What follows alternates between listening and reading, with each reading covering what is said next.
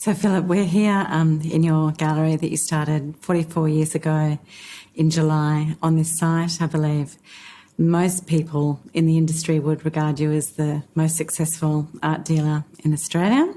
So I just wondered if you could talk to us about how you got involved with art at the beginning. How did I get involved with art?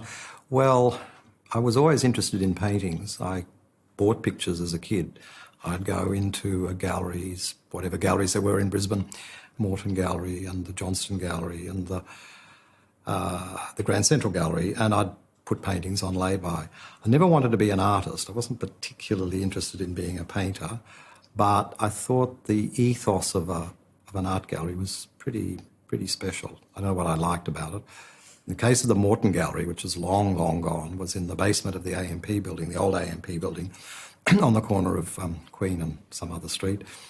The floors were dark. I remember very well, the floors were dark parquetry and there was always a smell of wax and paint. It was great. I loved it.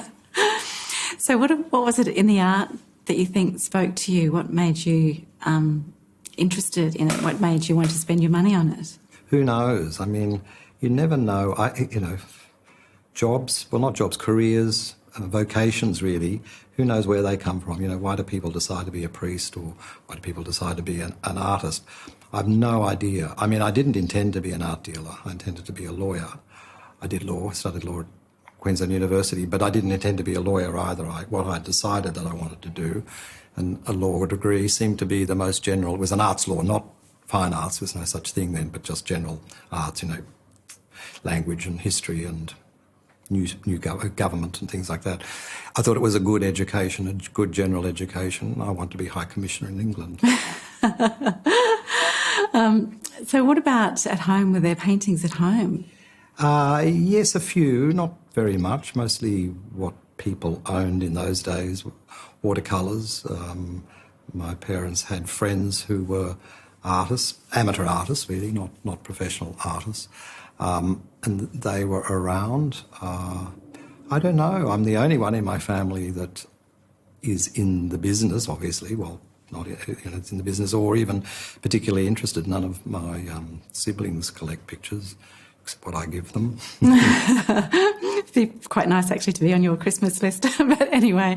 They're very good wedding gifts. They make very good wedding gifts. I bet.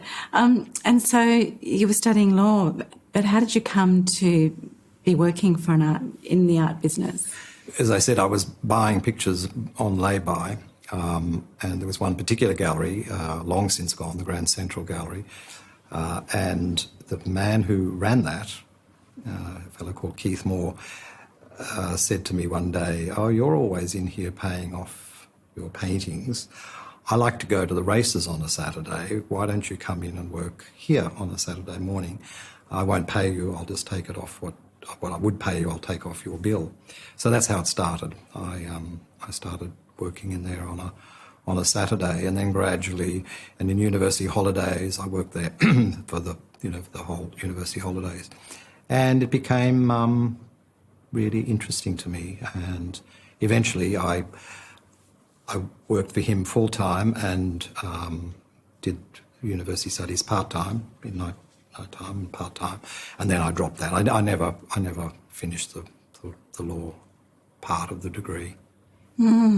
Always intending to go back, but never quite got. You need a bit of spare time for that. And so the other galleries that were around Brisbane at the time, had the Johnston Gallery opened at that stage? Oh yes, the Johnston Gallery was well open. Yeah, it was at the height of its power. It's really. So I worked in the Grand Central probably from about 1967, maybe something like that. The late 60s. The Johnston Gallery closed in 72, and the closure of that gallery really gave me the impetus to open my own, which took a few years. I didn't open here till 1974.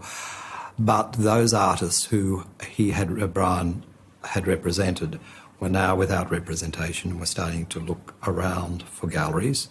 And the Grand Central, which I was by then managing,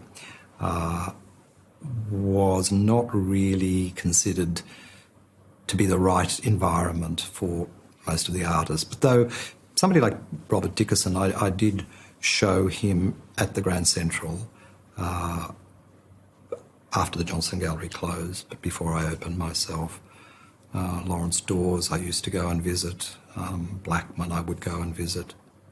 So that's how it gradually just sort of evolved in my mind that maybe this is something that I should consider myself. So the artist perceived that Grand Central was not an appropriate space for their work. Yeah. Was that physical or more about It was both, really. They didn't particularly like Mr. Moore, and they didn't like the space. The Grand Central was named after the Grand Central Hotel. It was one of the early redevelopments or semi-redevelopments in Queen Street, long before the mall was built.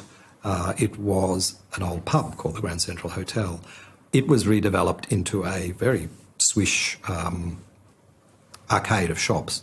There were fashionable dress shops in it and a couple of coffee shops, and Barker's bookstore was on the other side of it. And we had the Grand Central had a small space downstairs, which was sort of like almost like a print shop in a way, would sell prints and framing. And upstairs was the old hotel dining room. And that was a big space and quite a nice space, really, as you can imagine, a hotel, big city hotel dining room. But it was accessed by a very rickety lift and a set of very dark staircases. It was a bit spooky going up there. So it was hard for people to find. Once they got up there, they thought, oh, this is nice. But, the artists I'm talking about, they'd been used to the Johnston Gallery, which was a wonderful, magical space with gardens and, that was familiar. So this was not really where they wanted to be. And so it was at the urging of those four particular artists, Magra Dali, Lawrence Dawes, Dickerson, Blackman and Robert Dickerson, yeah.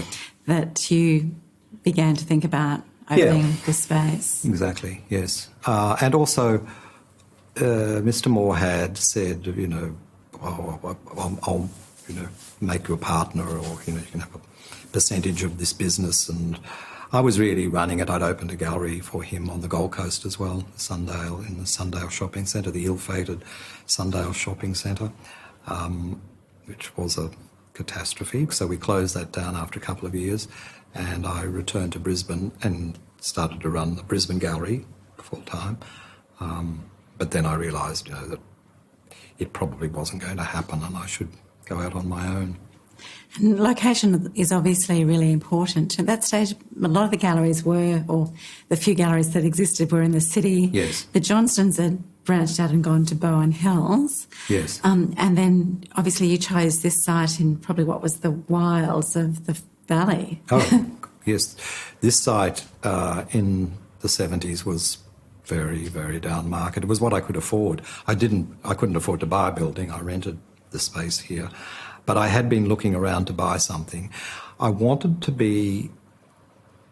want to be in the city because I knew that, I felt that wasn't working, and also it was expensive, and I wanted a big space. I wanted I don't think the term white cube existed then, but I knew what I wanted, which wasn't a compromised little, suburban building. And as great as the Johnston Gallery was, it was a space that grew like Topsy. I mean, it very much betrayed its origins of a whole lot of houses joined together. There was nearly no one big gallery with decent high walls and things like that. So I wanted that. So I knew I wanted an industrial sort of space, and I wanted to be on, because I figured that I would be showing artists that people from Sydney and Melbourne would want to buy, so I wanted to be accessible to people coming in and out from the airport.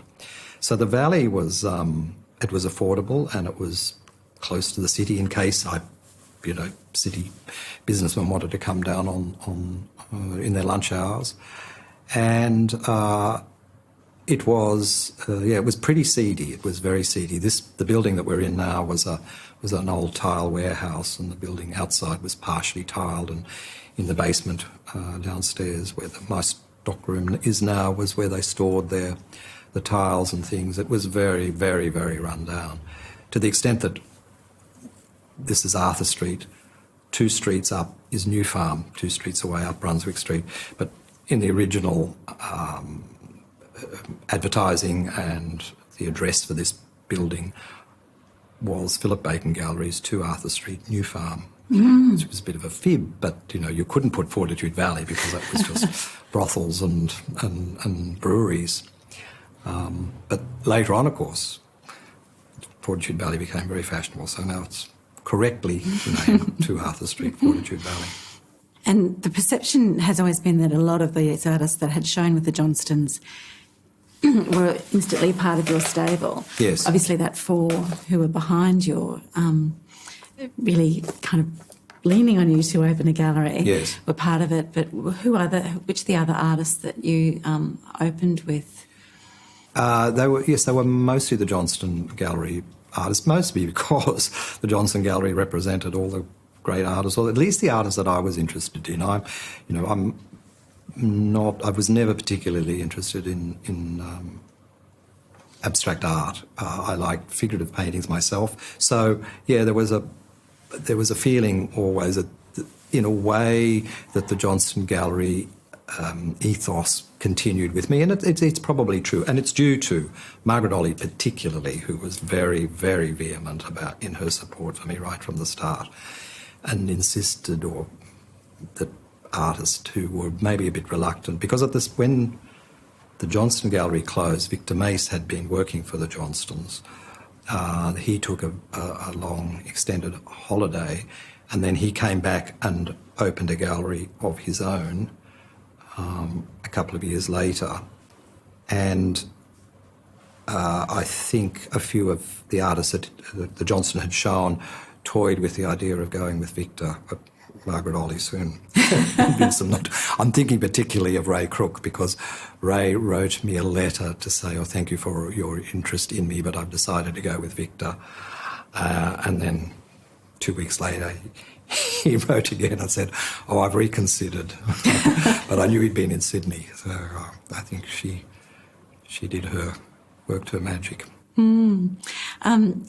Your own ability to put together a collection obviously paid off for you early. I think you told me a story once about a year in having to return some funds to an early supporter. And yes, my own collection, collecting myself has always been important. I mean, it's how I got interested in the whole business, really, was buying pictures, which I think can't understand how dealers, and there are quite a few big galleries who, you go to the owners' homes and there's very little art. I really don't understand that. It just seems peculiar to me.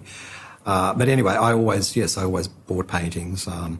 When I had decided to open in 1974, it was also not just at the behest of my artists, but or the artists who became my artists, but a client, a very nice man, had bought pictures from me at the Grand Central. He had 4 sons around about my age, and he said, look, you should get out of here and do your own thing. I said, it's all very well, I haven't got any money really, I've got some pictures but really no money. He said, I'll loan you $20,000, which was a lot of money then, and he did.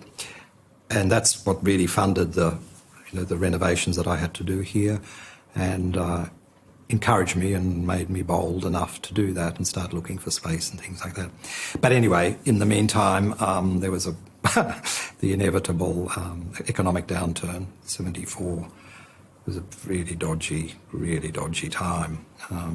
It's the time of the dismissal, and there was an economic crisis. It's never a good time to open a business, and that wasn't particularly a good time. And he asked for me to return his money. So I had to sell the pictures that I'd collected over the last 15 years or so. And it was a big wrench, but it proved to me the value of art as an investment. We get asked that all the time, is this a good investment? And I try and be honest and say, well, yes and no, although, the entry cost is high and the exit cost is high, and you've got to be lucky. But if you hold things long enough, yes, it can be a great investment. And it certainly proves so to be for me. It's something that I wonder how much it's changed over the 40 years you've been in business, 44 years.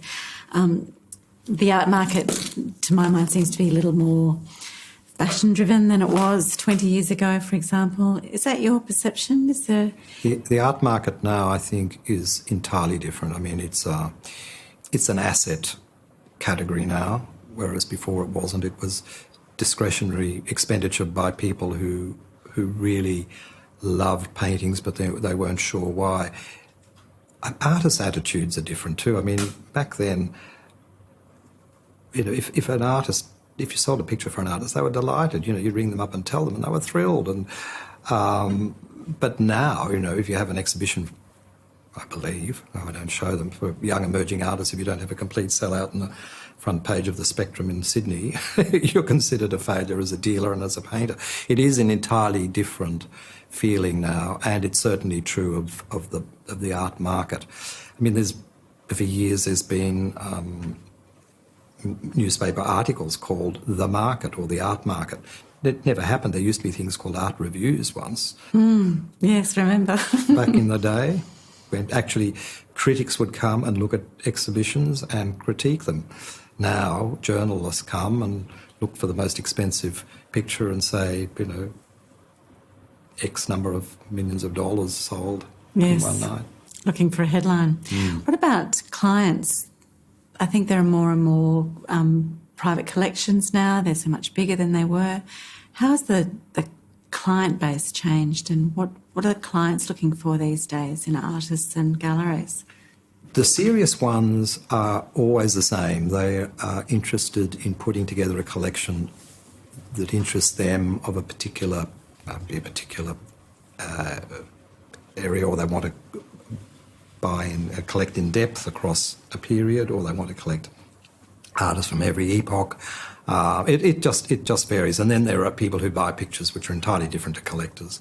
And there's a lot more of them, and they are the people who have just moved into the big apartment, who own nothing, or if they've come from a house and they've got now the big squillion-dollar apartment on the river with one big white wall, they want one big black and white picture to go on it.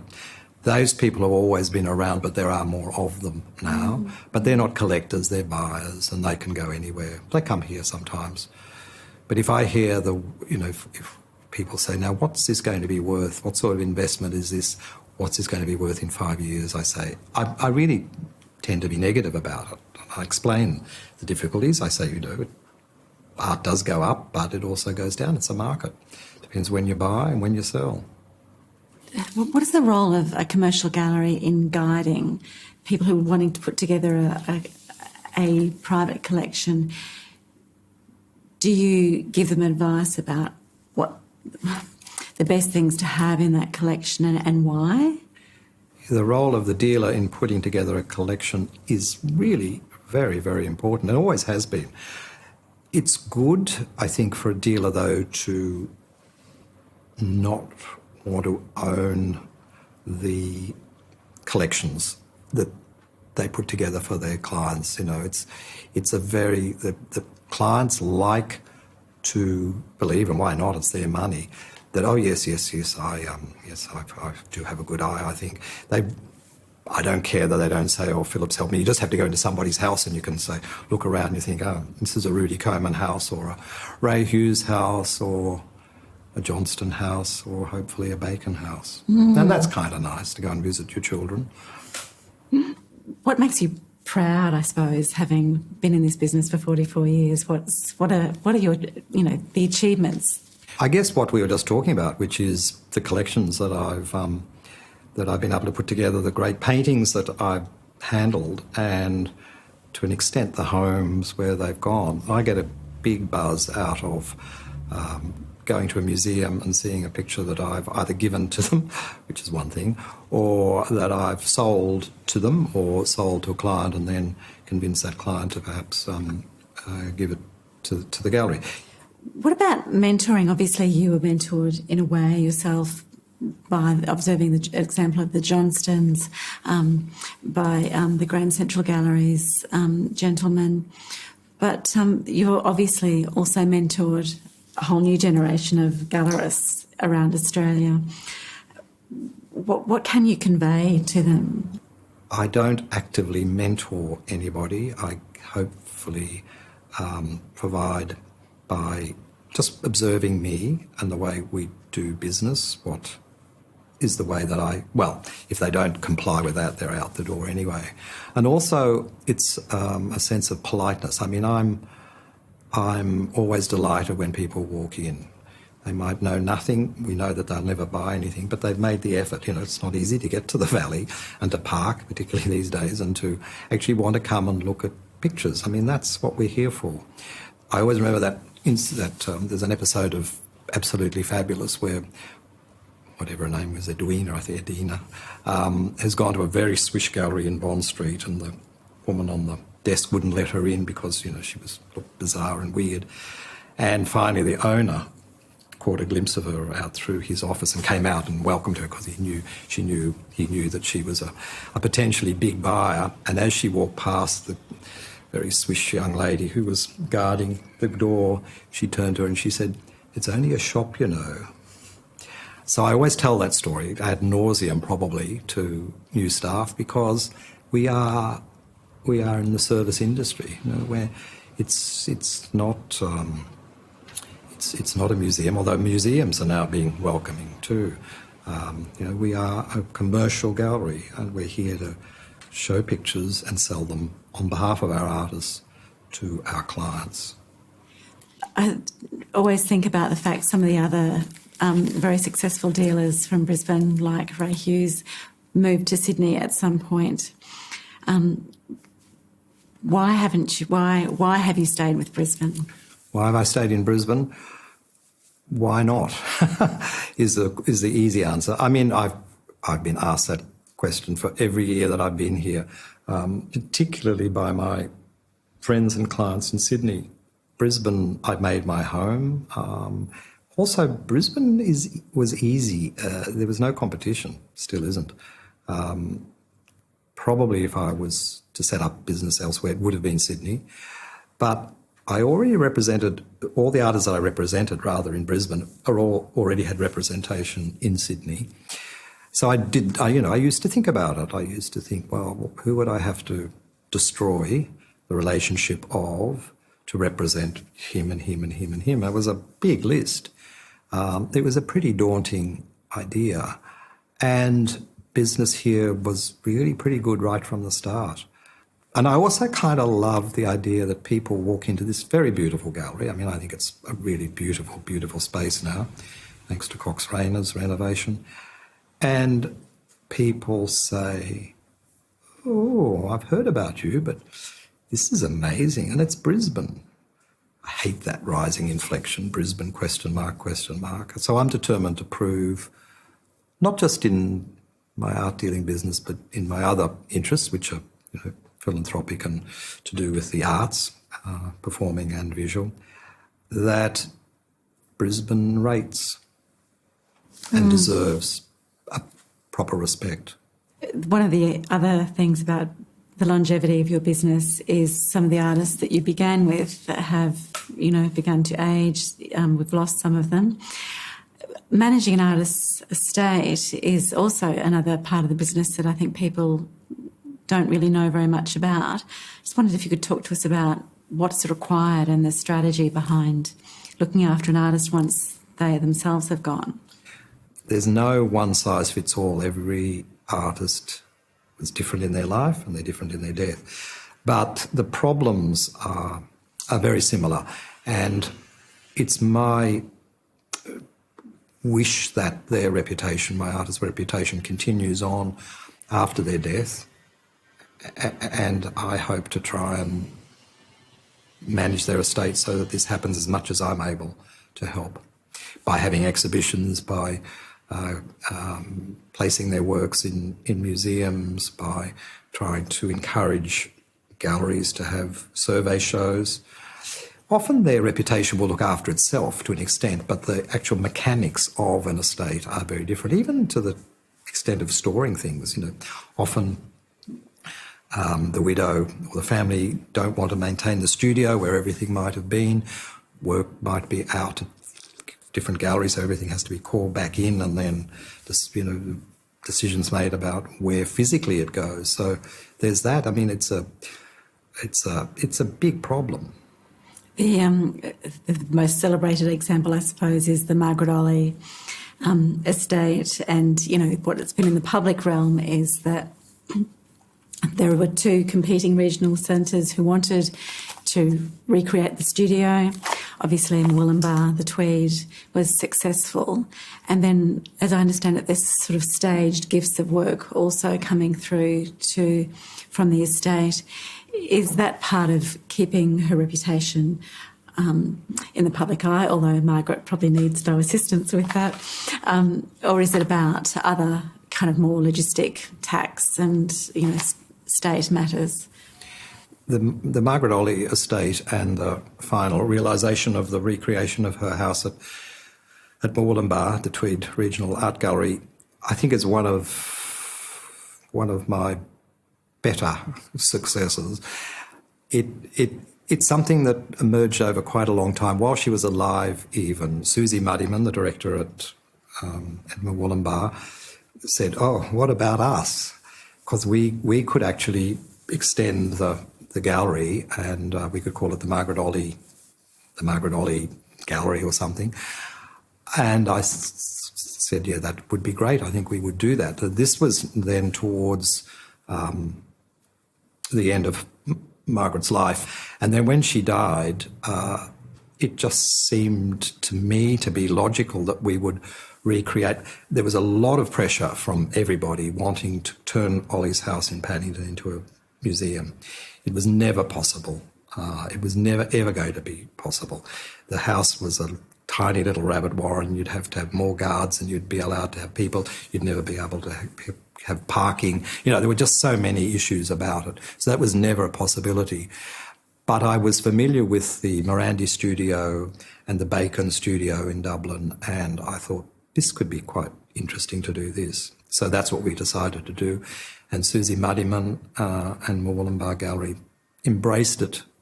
And of course, it's turned into the most amazingly successful thing in any regional gallery. I mean, the visitation to that gallery has skyrocketed. It has changed the whole way that Wollumbar does business. The shop hours have changed because of the visitation to the Magra Dali Art Centre. The council are beside themselves with fury in a way because it's turned into this monster that they have to feed. They've had to build huge car parks around the gallery for all the buses and things that are coming, and this will continue, really, hopefully forever. It's been a phenomenal success, one of my better ideas. Such a beautifully rendered legacy for Margaret, and she's obviously so well loved by the public. So, Philip, are there any shows that stand out, defining moments in the years of the gallery? The name that comes first to mind is Ian Fairweather, one of Australia's greatest artists, certainly Queensland's greatest artist, even though he was born in Scotland. I never met Fairweather. He died the year that I opened my gallery in 1974. In 1984 was the 10th anniversary of my gallery, and it was the 10th anniversary of Fairweather's death. And by chance, I tracked down a whole pile of Ian Fairweather's young juvenile work and family things in Scotland. He had lived with when his family left him as a baby, they went to India and they left him in the care of aunts in Scotland. And the family, their descendants, had contacted a friend of mine in England, and she had contacted me, and I bought the whole collection. So suddenly I had maybe 90 Fairweathers.